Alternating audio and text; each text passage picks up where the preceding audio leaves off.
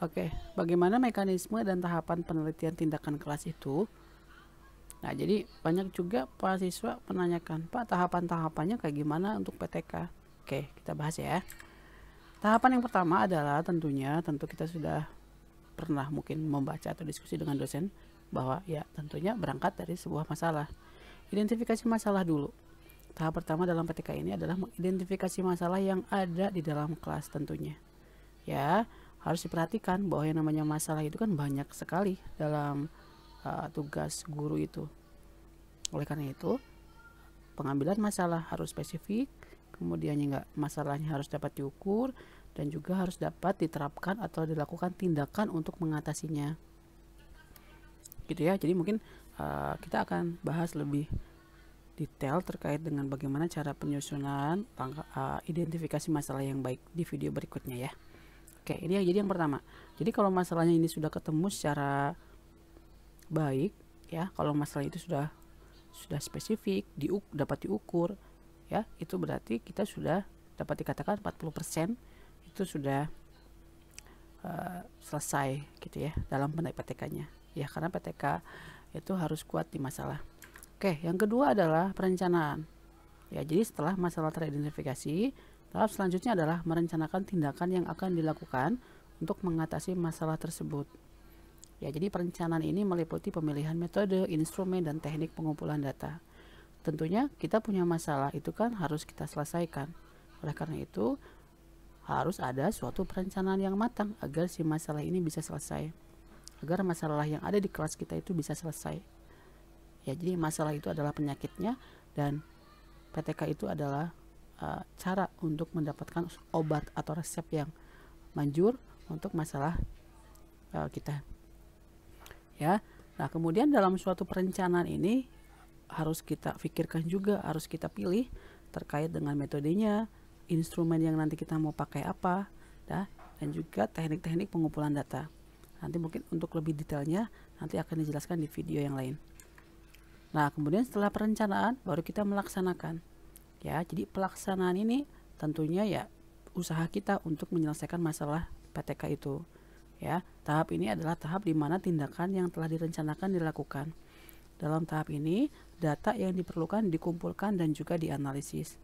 Jadi setelah kita melakukan suatu perencanaan, tentunya kita action di kelas ya, atau praktis di kelas, kita implementasikan hasil rencana kita yang nantinya kita mendapatkan suatu data yang akan dikumpulkan dan berikutnya harus kita analisis. Nah, kemudian setelah kita melaksanakan, langkah berikutnya apa? Tentunya adalah observasi dan refleksi. Ya, jadi setelah tindakan dilakukan, tahap berikutnya adalah merefleksikan diri kita terkait dengan apa-apa yang sudah kita lakukan atau kita lakukan tindakan di kelas. Ya, jadi refleksi ini dilakukan untuk mengevaluasi efektivitas tindakan yang dilakukan dan mencari solusi jika tentunya masih ada masalah. Jadi refleksi ini adalah hal yang harus dilakukan pada saat kita melakukan PTK.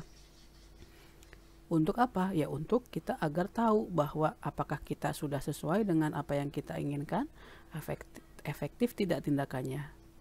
Atau mungkin malah muncul masalah yang lain ya, yang harus kita temukan solusi di tindakan-tindakan berikutnya. Ya, jadi kita mengobservasi dan refleksi ini adalah hal yang wajib dilakukan oleh guru yang melakukan PTK. Nah, yang kelima berikutnya adalah setelah kita melakukan observasi ya, berdasarkan hasil observasi dan refleksi yang kita lakukan, tahap berikutnya adalah memodifikasi tindakan yang dilakukan. Nah, modifikasi ini penting ya, karena hasil dari refleksi kita tentunya kita tidak akan dibiarkan saja ya, jadi harus adanya suatu modifikasi atau perbaikan di siklus berikutnya ya. Nanti cara modifikasinya apa nanti kita di video berikutnya ya. Jadi modifikasi ini dilakukan untuk meningkatkan efektivitas tindakan yang dilakukan. Mungkin dari tindakan yang pertama kita lakukan mungkin ada hal yang dirasa wah kurang nih, wah kayaknya belum maksimal nih. Nah, itu ya harus kita modifikasi atau kita lakukan perbaikan di tindakan-tindakan berikutnya. Nah, setelah itu dari hasil modifikasi kita implementasikan kembali. Ya, jadi hasil implementasinya ini kita ambil ya, atau kita implementasikan yang kedua kali atau yang keberapa gitu ya, berdasarkan hasil rencana modifikasi yang kita lakukan. Ya, jadi mengimplementasi tindakan yang telah dimodifikasi. Ya, jadi implementasi ini dilakukan dengan melakukan tindakan yang telah dimodifikasi dan mengumpulkan data kembali dan mengevaluasi hasilnya kembali. Nah, jadi serangkaian ini yang harus dilakukan oleh seorang guru yang pada saat melakukan PTK. Nah, yang terakhir adalah tentunya adalah evaluasi akhir. Ya, ini adalah tahapan terakhir dalam PTK. Evaluasi ini dilakukan untuk mengevaluasi hasil dari tindakan yang telah dilakukan dan mengambil kesimpulan dari penelitian yang telah dilakukan. Nah, jadi evaluasi ini sudah selesai gitu ya, artinya sudah mendapatkan hasil perbaikan dan juga adanya suatu improvement atau peningkatan. Apabila sudah dirasakan ini sudah baik atau mungkin sudah ada suatu peningkatan atau hipotesisnya terjawab, itu berarti dinyatakan PTK-nya selesai dan kita tutup dengan sebuah kesimpulan ya dan evaluasi gitu ya. Nah, jadi serangkaian mekanisme atau tahapan-tahapan PTK itu harus dilalui dari awal sampai akhir dengan berurutan gitu ya. Jadi tidak bisa lompat, tidak bisa dilewat satu tahapannya, harus berurutan ya. Jadi siklus yang tadi itu dikenal dengan siklus penelitian tindakan kelas.